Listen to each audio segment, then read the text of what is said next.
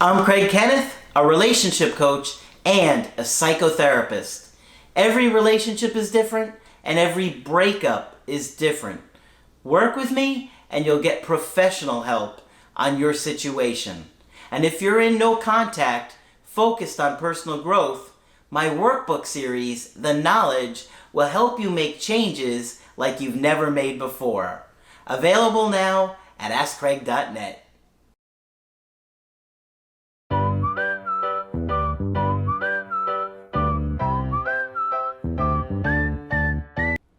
Hi there, I'm Coach Craig Kenneth. And I'm Coach Victoria. And in this video, we're going to be talking to you about she wasn't in love anymore. It's really tough to have a partner say to you that they don't love you anymore, or they're not feeling that romantic spark, because a lot of times when somebody says they don't love you anymore, it's not that they don't love you as a person or care about you. It's just that they're not in love. That spark, that attraction, that feeling of excitement isn't there anymore. And these are things that happen once the relationship deepens, but it can also happen if behaviors pop up in the relationship that don't make them feel comfortable, that they don't like. It can happen for a lot of different reasons. And it can be super confusing because we do end up, just as human beings, blaming ourselves. Yeah. So when someone says that they don't love you anymore, our brain starts to spiral and think about all the reasons why we're wrong and there's something wrong with us. So this can be a really difficult situation. A relationship needs both people taking care of it and nurturing it, tending to it, focusing on what the relationship needs, what their partner needs, being able to express what they need and communicate those things. It's kind of like a living entity or being that needs to be taken care of, but both people have to do it. Sure, it might survive if there's only one person, but it's not really going to be thriving, Right. or it's not going to be good for both people if one person's the only one really committed to it. And eventually that person gets burnt out. That's true. So. Yep. So we've got an email coaching today that I thought would be good to share. This is from a guy in his mid-20s who was dating a woman just a little bit younger, and they were together for just under 4 years.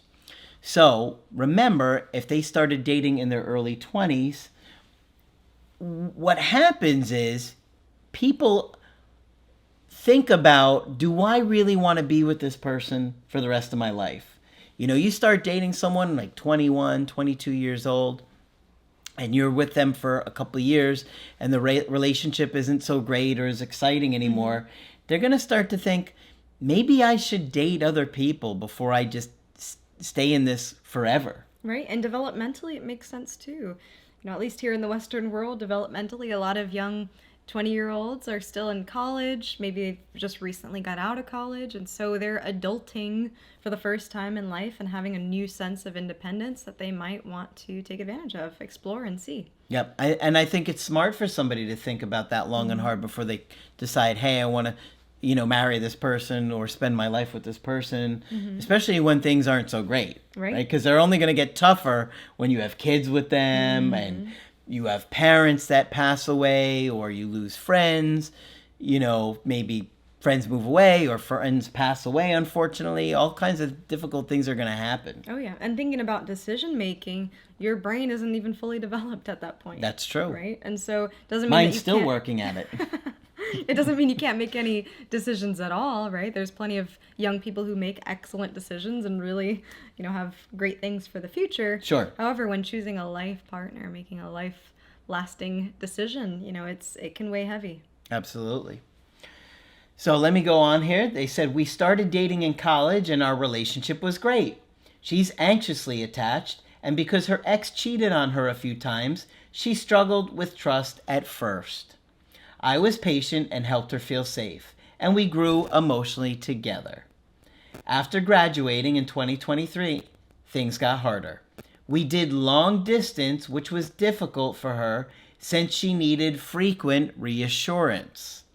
That might be that anxiety there, the insecurity, because she had been cheated on. We visited most weekends despite being 4 hours apart. That's rough. A 4-hour drive, and So I'm assuming they mean 4 hours each way. Yeah. So that means you got to do 4 hours on Friday, 4 hours on Sunday. That would be tough. Yeah.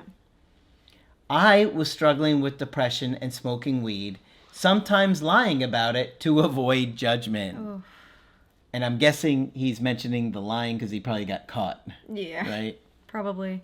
And I understand where he's coming from. It's hard to show your partner all of your vulnerability and really where you're at, Yeah. And especially when it's things like, smoking. It seemed like he might have been smoking as a way to self-medicate through the depression. Yeah. So you don't want somebody to take away or judge your one coping skill, even if it's maladaptive, even if it's a bad thing. Yeah. This is the one thing I got. This is the one thing I got for myself. Yeah, so you're going to be secretive. Right.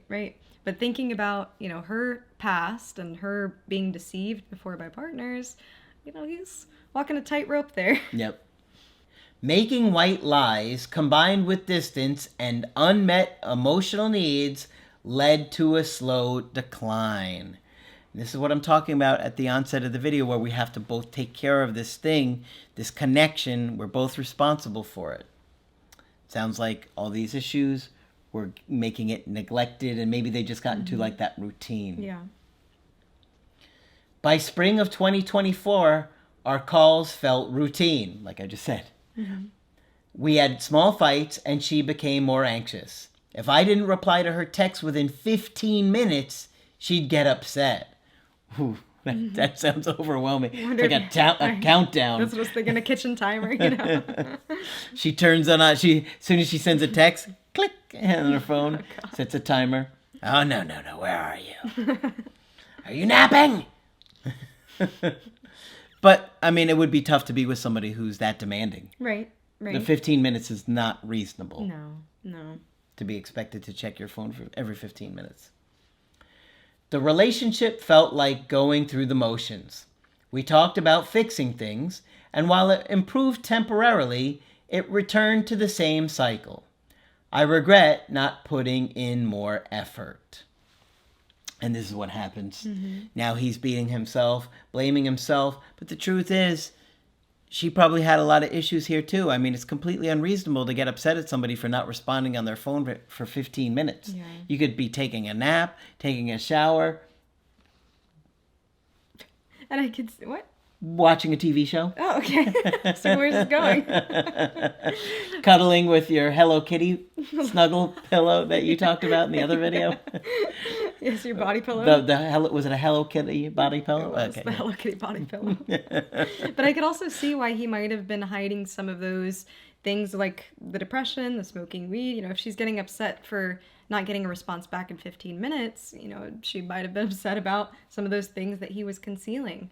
So to me, it all makes sense, and I wonder if on his end, there might have been ways that were reassuring, ways that were supportive, that also were able to, keep some boundaries for him too, for him to be able to say, okay, if I don't reply for 30 minutes, if I'm, I don't know, going for a run, my phone dies, there will be some flexibility, right? Yeah. But it seemed like she might have still been struggling with trust at that point. It might have showed up in a different way. Yeah. But it sounded like, a bit of codependency there. Yep, I agree. Mm-hmm. So that just goes to tell you that it's not all on him. Mm-hmm. Even though he probably feels like that.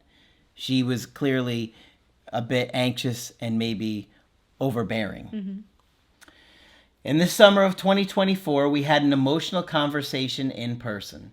She told me she still loved me, but wasn't in love anymore. We decided to keep trying, but a week later, she called and ended it, saying that she didn't want us to force something and end up resenting each other. Mm. Okay. What do you think about that? To me, it almost sounds like resentment started to build up already. If you don't really have that much flexibility with your partner, it could be some resentment showing its face. Yep. After breaking up, we still talked, and she said things like, I miss you. I love you. I kept all our pictures, gifts, and your clothes because this relationship was so important to me. So that's going to be confusing, right? Mm-hmm. By late summer, she started talking to someone new, a friend of a friend. Okay, so this is like 2 months later, and it's a friend of a friend. So it makes me wonder if she knew this guy ahead of time. Could be. You know, a friend of a friend, you know, it's not somebody new that you met like on a dating app a couple months later or something. Mm-hmm. She was still talking to me while talking to him, making things confusing. About a week later, she said he's quote unquote just a friend. Yeah, maybe technically, but there's more going on with that, right? Yeah, it seems like it. But by the end of that month, I saw a picture of them being touchy at a baseball game. When I asked, she said, "It's not what it looks like." It is what it looks like, okay? I'm sorry. I've just been playing basketball. It's baseball. Oh, it's baseball. Do you tackle somebody in baseball? Is that the tackling kind of sport? No, you don't. Maybe they were freestyling it. Oh, man. You know, she's denying it, but I'm sure there's more than just a platonic friendship going on there. Yeah. And at that point, this is tricky because, how much truth does she owe him at this point, right? Yeah. She might not be wanting to tell the full story. She might have been in that separation, elation, going out doing her own thing, wanting to create more separation. We don't know exactly what's going on there. The part that trips me up, probably tripping him up, and our watchers right now, our viewers, is the fact that she had said, "I love you, I miss you," these kind of things that keep him hanging. So Yeah. it seemed like there was a definite breakup, but things are a little bit muddled here afterwards. Yeah, I agree. Next month, I confronted her and she admitted, "I didn't expect to be pursued, but it just happened. It magically happened. I had no part in this. I didn't respond to him. I wasn't responsible. I wasn't going out on dates when he asked me. It just happened." It's not taking any responsibility for this. Now, look, they're not together anymore, so she can do what she wants, but don't act like you're not playing a part in this and that it's magically happening, which is what she's kind of trying to do. Right. And it seems like she's trying to spare his feelings somehow here, but I find that a lot of times when people deceive to try to spare someone else's feelings, it just hurts more. Yeah, it makes it worse. It really does. Yeah. Yeah. And it's, in the moment, the person might be more angry hearing the cold, hard truth. Yes, I did want to go out on a date with this person. It had been a couple months. I felt whatever. Like I wanted to, right? That might feel harsher in the moment, but later down the line, the person is going to respect, at least they told me the truth. Later down the line here, if you don't tell a complete truth, they're going to say, that's not really true. You wanted to go out. It just gets a lot more confusing that way. She's making it worse. Mm-hmm. I don't want anything serious, and he knows that. I'm not buying this. I just want to be happy and move on. I believe that one. Yeah. That's more believable. Yeah. The next month, when I asked if things were serious, she said, "Maybe. I don't know. I'm trying to move on." And I'll also say, you guys, I know it's tempting to want to know the details about, who your ex is dating, the status of their relationship, what's going on in their relationship. We don't advise you to ask those kind of details if you're talking with an ex after the breakup. Knowing that they're with somebody else, that can be enough information. Yeah. Right? And they're going to probably lie. Right. As So we can see, she's lying here. She's not taking any honest accountability here. Mm-hmm. I didn't expect it. It just happened. We just got married. I don't know how it happened. I showed up one day. I said I do. I didn't even know what the question was. And then people were throwing doves at us and bubbles. And I was like, what's happening here? And I guess I was married. I didn't know. So, I mean, yes, she could have been more straightforward, forthcoming about these kind of things. But also, he's putting her in a position where he's asking her pretty difficult questions to be straightforward about. Yeah. Right? And I'm a proponent, and I try to be a proponent of don't ask questions that you don't want to know the answer to. That's true. Or you're not prepared to know the answer to, right? All right, so let's see what happens here. Since then, I only reached out once. A Thanksgiving text. Oh, they must have not been watching our channel because we have Thanksgiving text that says don't reach out. So hopefully you found us after that. Which he responded to neutrally. She didn't message me on Christmas, but on my birthday she texted, "Happy birthday, Have a great day, smiley face. From what I know, she and this guy are now fully together. They spend a lot of time together. They made it to the wedding. So I'm thinking. The bubbles, I didn't even the know duff. the question. I just showed up. I was like, what are we getting for lunch? And he's just like, we're getting married. Here, the doves are already here. I let them free. You've got to say yes now.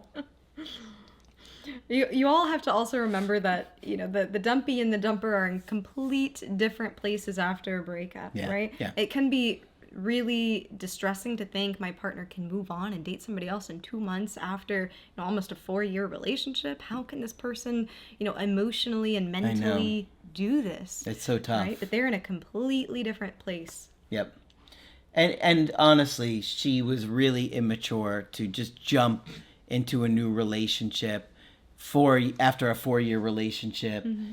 Didn't take any time for herself to figure out. But, a lot of people, unfortunately, act like this after a breakup, and they don't think things through. Okay. They spend a lot of time together, and it's hard knowing he's doing all the things we used to. It's tougher because we have mutual friends, so I hear things about them. Yeah, it's really tough. In the past few months, I've leveled up. I got into great shape, landed a high-paying job in the same state as her, and focused on myself. But, despite that, I still miss her. It's hard knowing she isn't missing me. She has someone new, and this doesn't seem like just a rebound. Okay, wait. He's got a lot of leaps in logic here, and so you got to slow it down a little bit. You don't know that she's not missing you. Now, granted, it is going to be a lot easier when she finds somebody new. That is true. And, the excitement of somebody new makes it kind of so you're not thinking about your ex so much. But we don't know that this isn't a rebound, right? Mm-hmm. This relationship has been going on for less than 6 months, it sounds like, right? Mm-hmm. And a lot of rebounds end around that 6-month mark or so. So we don't know that this is going to transition to something long-term. Even though it looks great right now, you would be surprised how quickly a rebound relationship can end. Yeah. Right? Mm-hmm. I mean, we see that a lot. And we know it is tough when you miss somebody like this. But you have done a lot of work, and that's great. You're feeling good about your career now. You're feeling good about being in shape. I don't know how much you focused on personal growth here, but keep that up because they've been together for a long time. She knows him really well. Mm-hmm. And so if he doesn't really do that work, it's not going to feel like the spark can be created again. That spark. You need to create that spark and the attraction again. Right. And it seemed like they got into this place where they were almost anxiously codependent with each other, just with the amount that they were, communicating and all of that. Yep. And that's very different from a passionate kind of excitement and love and all of these thrills that you get in the beginning of a relationship. So those two things are very different. It seemed like they got into an anxious pattern of being more afraid to lose a person than really thinking about loving them. Yep. So, him being able to step out of that pattern, really step into himself again, see himself as an individual, go back to the things that he likes to do, be able to take care of himself. That is, step numero uno in rebuilding attraction, is getting back into your element. That's where people are the most attractive, is when they are in their element. Mm-hmm. So, yes, props to him. Yep. And I'll say, too, with the rebound, somebody needs enough time to be able to process what's just happened. We talk about the dumper's experience being very different than the dumpy's experience. We talk about separation elation that happens right after a breakup. It takes time for grief to really set in when you're the person making the decision to end the relationship. There's no indication that it's going to last with this guy just because, they're together right now.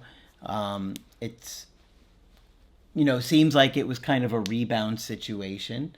And, he said a little bit more here that I want to read. He said, I hope that improving my life would make her realize what she's lost, but that hasn't happened. Well, probably not yet, because she's still excited about this rebound, or at least that's how it looks. We don't know, but, it's still in those early stages. And, you have to balance, focusing on yourself with preparing for what to do if she comes back. Because you also want to see that she's matured and grown up here.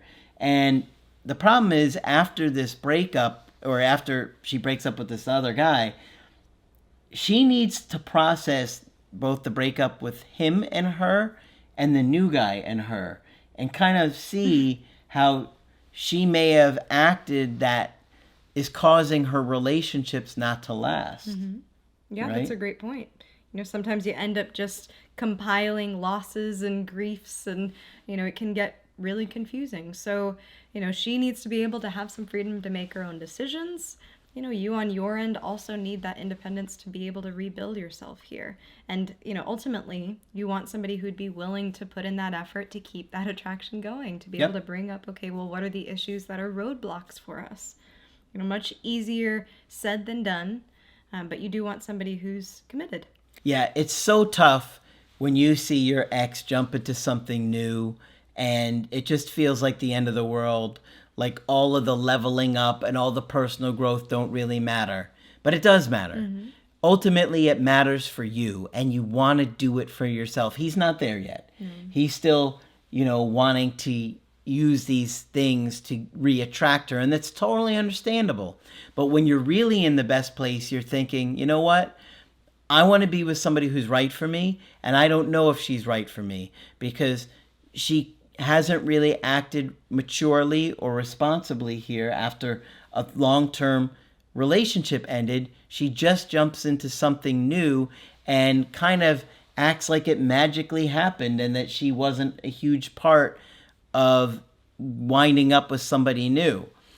It seems to me like she's a bit immature here. Yeah. And that she's not really thinking like, okay, this relationship just ended. Why did it end? What did I do that this didn't work out? What can I do better? How can I learn from this and grow?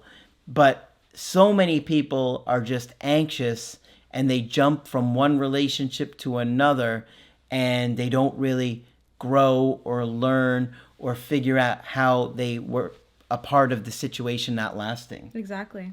I think he's doing excellent for himself now that he is focused on himself again. That's really what we do want to see. Yep. And she's going to have to do quite a bit of work in order for this relationship to work out. You want to be able to see somebody who's consistent. You want to be able to see somebody who's able to take accountability and be able to work issues out. And so I wouldn't be holding your breath here. And I definitely wouldn't be, just this person in the background while she goes and enjoys this relationship with the rebound. Yeah. I would have some boundaries here for her to be able to go and make her choices, and for you to have just a bit of freedom on your own so that you don't feel stuck and like you're holding a leash on this relationship. Yep. It's tough because you can see that he's still just really wanting her back, and he's doing these changes to get her back.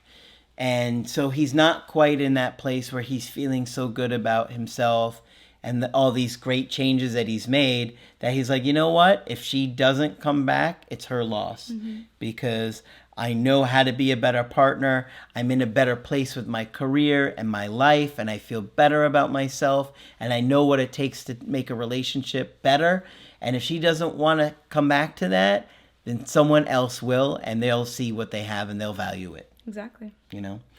So it's tough. I feel for this guy. He's still not in a great place yet, but he is making a lot of progress. And, it sounds like he's really proud of the things that he has made progress on. Yep. Props to him. So, tough situation. Of course, if you want to get our help personally, you can do that on our website, askcraig.net. I do email coaching and I do Skype. Coach Victoria is also available for Skype coaching. I'm here whenever you'd like to chat. Just click on her name at the top of the website to schedule with her. But that's it for this video. I'm Coach Craig Kenneth. And I'm Coach Victoria. And we will talk with you soon.